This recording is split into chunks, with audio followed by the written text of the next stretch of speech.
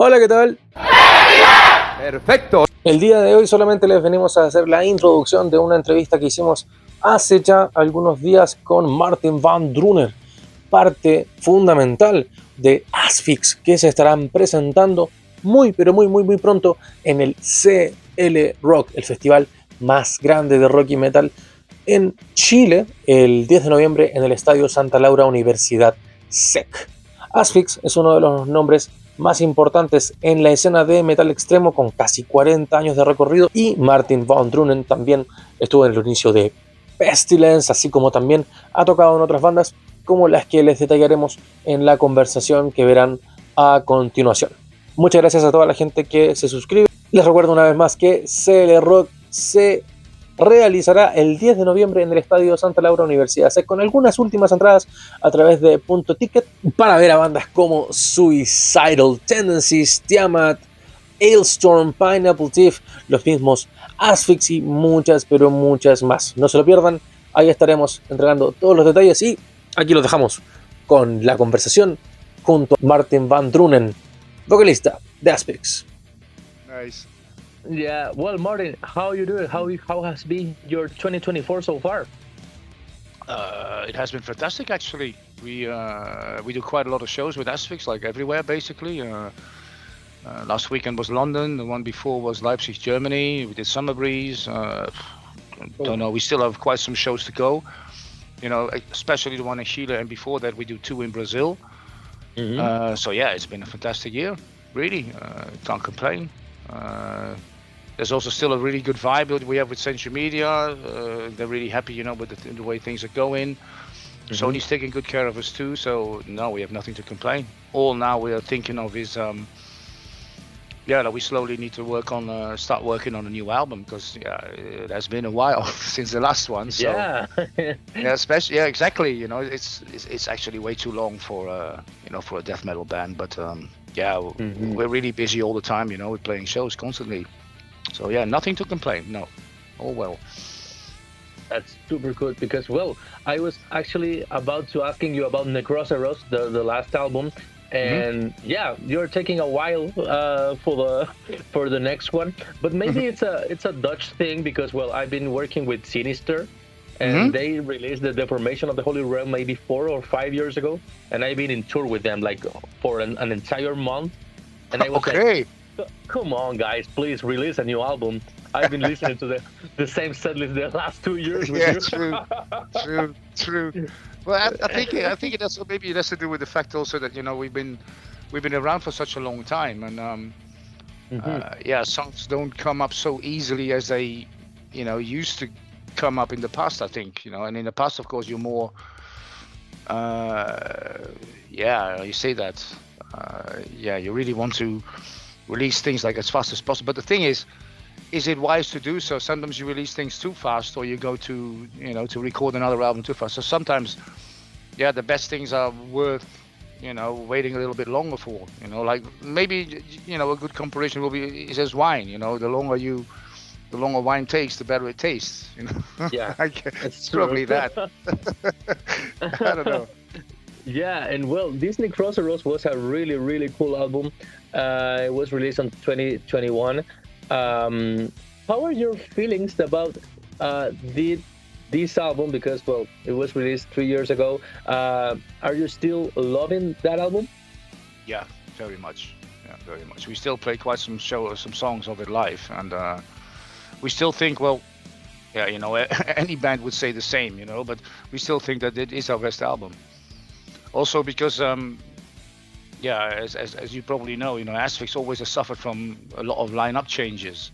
Mm-hmm. And now we have actually, this lineup is the long-lasting ever for us. So, with the Crossroads, we were actually able to finally record with a lineup that lasted, that was exactly the same as the album before, the incoming one. Yeah. So that was quite special. So we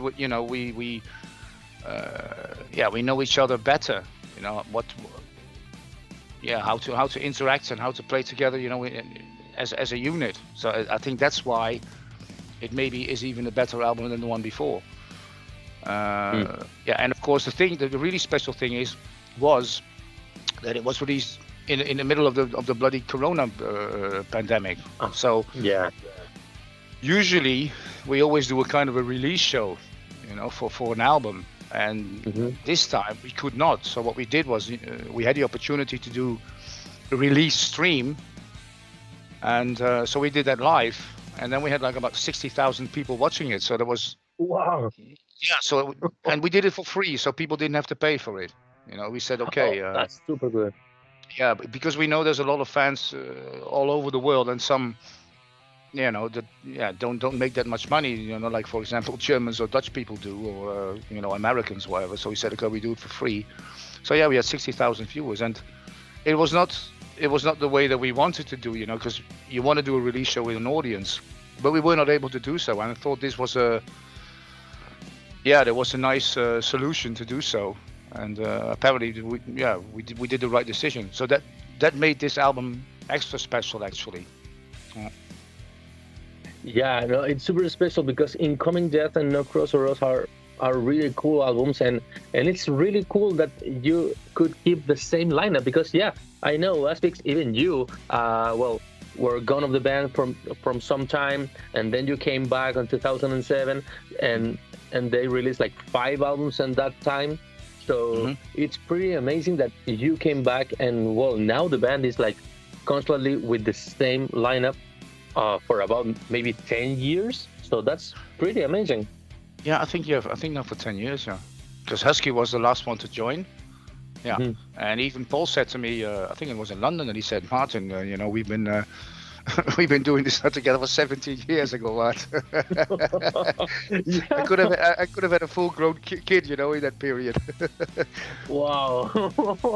Yeah, it's true. And Martin, I want to ask you about your career.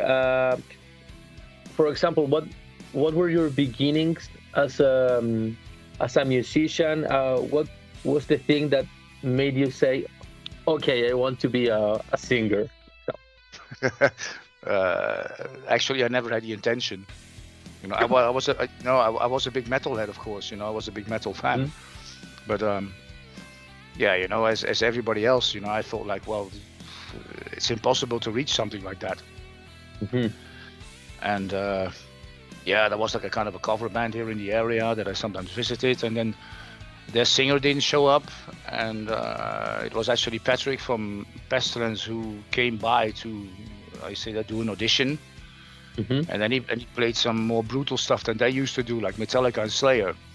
Yeah. And because their singer was not there, they said, Martin, you happen to know the lyrics? I say, yeah, I do. So I just grabbed the microphone and, just did it. But that was just for the fun of it. And I was, of course, very, very nervous, being a young boy. And then years after, I met Patrick, in the town next, here in Amsterdam, in our hometown. And I don't know why, he said to me, how are you doing? And I'm in a band, and we're looking for a singer. And I have no idea why I answered like, I'm a singer looking for a band. It was just, I don't know, it just popped out of my head. And, so that's where I joined them. And all of a sudden, I found myself in a brutal metal band. Weird. But I never thought of it. I never thought of doing so. So it was just a coincidence. Wow. That's how sometimes the best things happen. Yeah. Well, and that reminds me a lot of. This year I talked to King Diamond, and King Diamond said that he didn't really want to sing. And he was on a Deep Purple tribute band, and the singer was gone, and he was like, okay, maybe I can sing this, but I sing really bad. And the guys were like, come on, nobody's listening to us, go and sing. And he was like, yeah, and everyone loves it. It was like, oh, this is so horrible, I love it. That's a fantastic song. I never heard that before. But yeah, he has the high pitch that Ian Gillan does, eh? Yeah, and I would love to get Diamond's child in time. Yeah, and when he told me that, I was right here sitting on the same spot that I'm right, and I was like shaking my head off. It's like, no way, that's not. I never heard that story either. Very cool. Yeah, and so it's like maybe some similar stories, but yeah, that's the origin of King Diamond singing, and well, and you as well is like, okay, I'm gonna grab the microphone and that's it. Yeah, yeah, but this is really, I mean, these are just funny stories, you know. Like, there's probably a lot of people who just want to become like that, and they try hard, and you know, like they will put everything in front of their life, like to reach it, and then they will never do. You know, they will never reach what they want to do, really. And yeah, for us, it just came rolling that way. You know, it's just fortune. You know, that's what it is. Fortune and faith, I guess. Yeah. But it's funny. It's funny. Yeah, it is. Well, I love the Rack, for example. That's one of my favorite Asphyx albums. Could you compare it to this last one, Necrosaurus, in a way? Well, only in a way that we try to keep the Asphyx vibe rolling. But of course, both guitar players, you know, Eric and Paul, have a different way of playing first, and second also a little bit different way of composing. On the other hand, I used to compose the songs together with Eric. The Rack is written by me and Eric and Bob. And nowadays I do it together with Paul. You know, so in the way of making the song structure, nothing has really changed. You know, so yeah, I think, I mean, we still play the Rack live. You know, every time we do, every time we play, because yeah, it's you know, it's what the crowd expects from us.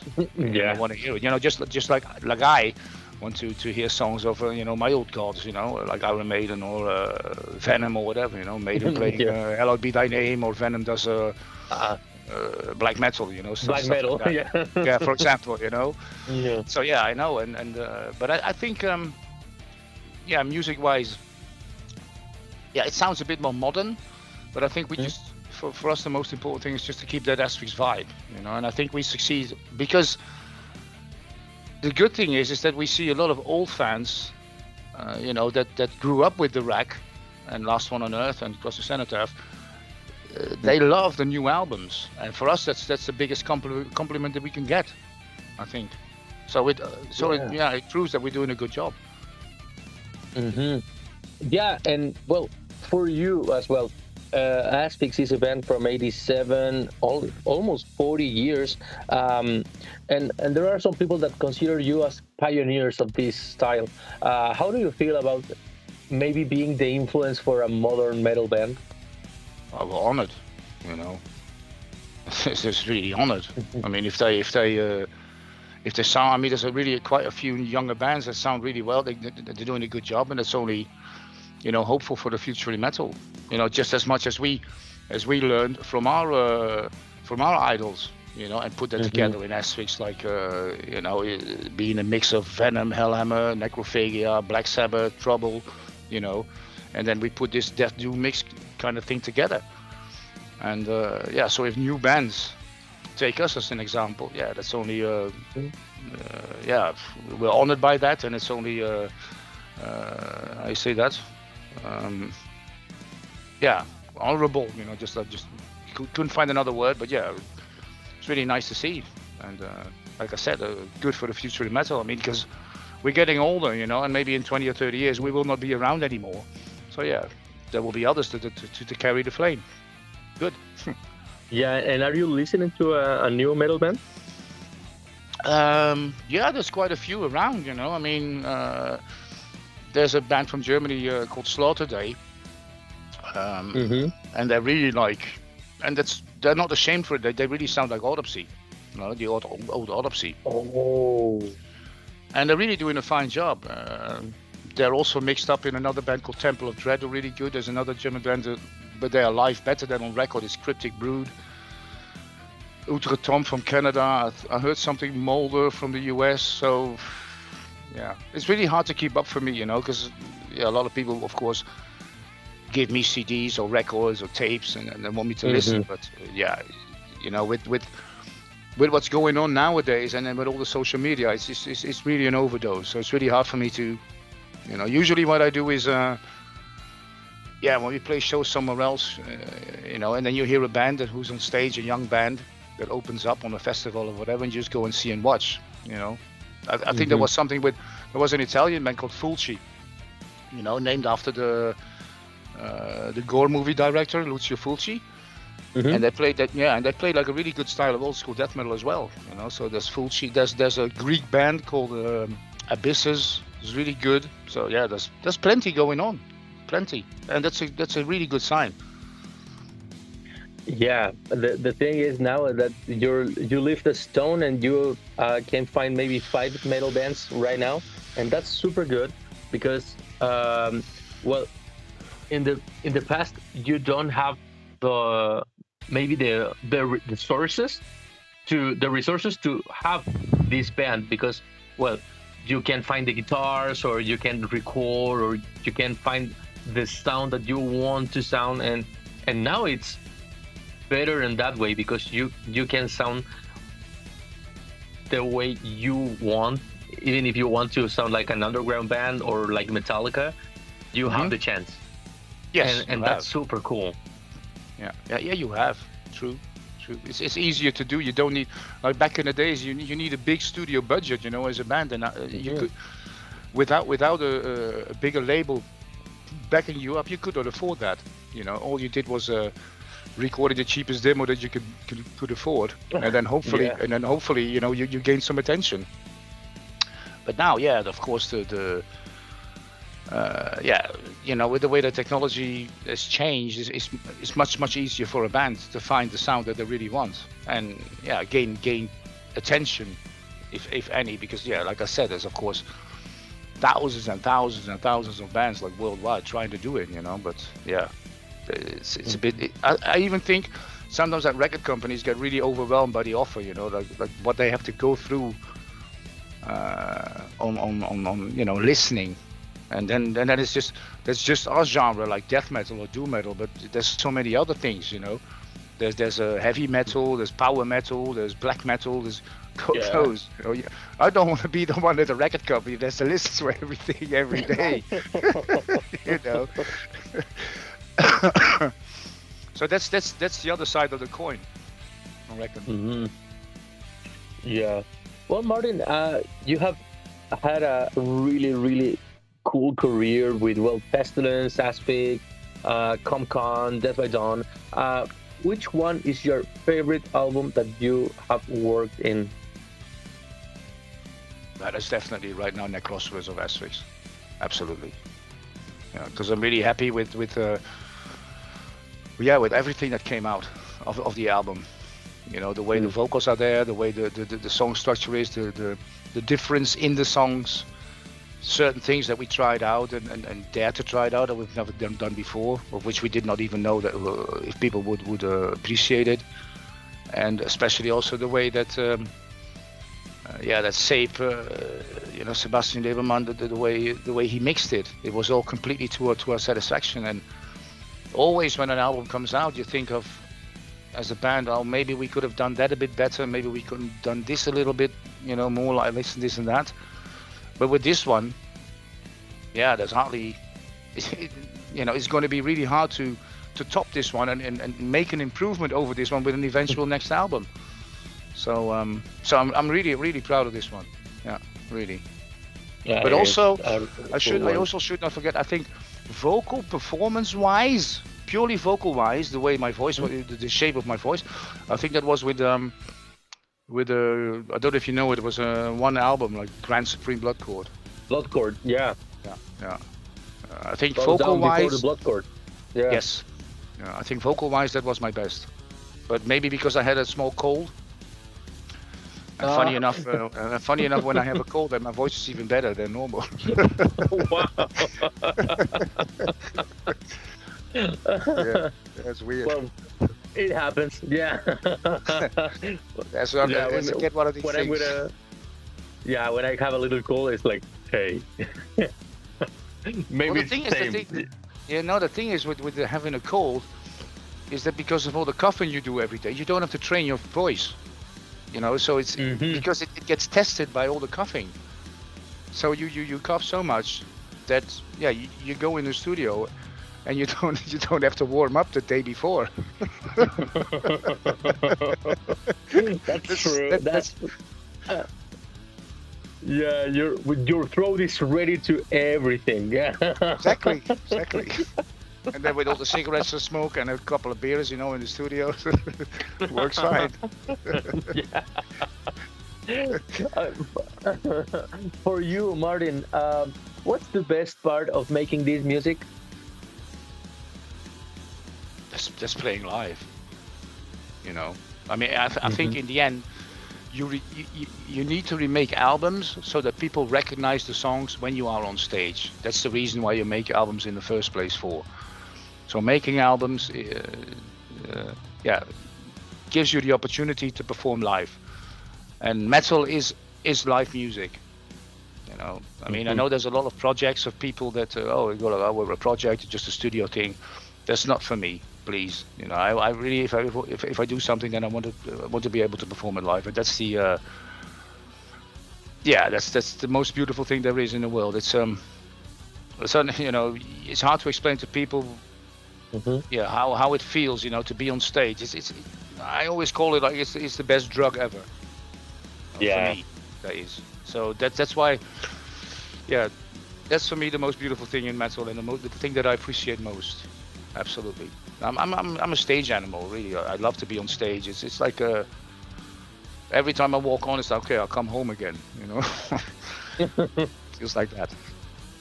Yeah, no, being on the stage is one of the best things. Well, I played the drums like 10 years ago with some bands, and being on stage was, man, it was like having all that people crazy is a thing. Yeah, it's like the best drug ever. I haven't right? done drugs in my life, but I think it's like the same. Yeah, it is. It truly is. Yeah. That's super cool. Well, Martin, and what about Latin America? You have been here before, right? Yes. Yeah, we played. 2015. We did a fantastic show in Santiago. So 15. That's the reason that year I was working on a football project and on a cup here, so I was really disconnected of the metal scene. So I didn't know about any band that came here. Maybe I went to the At the Gates show, and that's it. And that was it. I love At the Gates, but actually they were on the festival, but they canceled their presentation because I think one of the members is sick right now. And so it will be my first time with Asphyx too. What are your memories about Latin America? Do you have any special memory from here? Yeah, there's all kinds of the best memory of the best. The most memories that we had was the hassle, and that we could hardly sleep. Because we flew all over the continent in like 10 days. So it was like from Brazil, inside Brazil, and then I don't know exactly what the schedule was, but from that to Chile, Santiago, from Santiago back to Buenos Aires, from Buenos Aires to Lima, Lima, Mexico City. So we came, and then of course we wanted to give the people the opportunity to meet. So it was after the show. You would people take selfies and then getting autographs. So it was like 2 or 3 o'clock. You ended in your hotel, got a few hours of sleep, go back to the airport. Fly, see if you can get some sleep in your plane, straight to the hotel, have a few hours of sleep, and then go back to the venue, and go, it went on and on and on. So it was really the sad thing about it is we could hardly see anything, of the countries and the cities. That was the thing. But for the rest, it was amazing. It was really like in Chile, it was overwhelming. I mean, there was a guy that he was from the security. He said, Martin, I'm really not going to let you out by yourself to these people because they're going to beat each other up just to get a picture of you. No, I can handle that shit. I can handle that shit. But seriously, it was, I mean, as much as I love the people, and I understand, that they really wanted to meet me and have a talk and have a picture and have an autograph, but it was really a bit frightening because they tried to beat each other up. And I go like, no, don't start fighting. Everybody will get his chance. But I think it was about 3 o'clock or something when it was done. 2 or 3 hours. Yeah. But it was in the end, it was worth it, and they deserved it. But yeah, these are things that, it will not happen in the USA or in Europe. No. Yeah, I've been there too in the USA, and it was like the people. I went to a municipal waste show.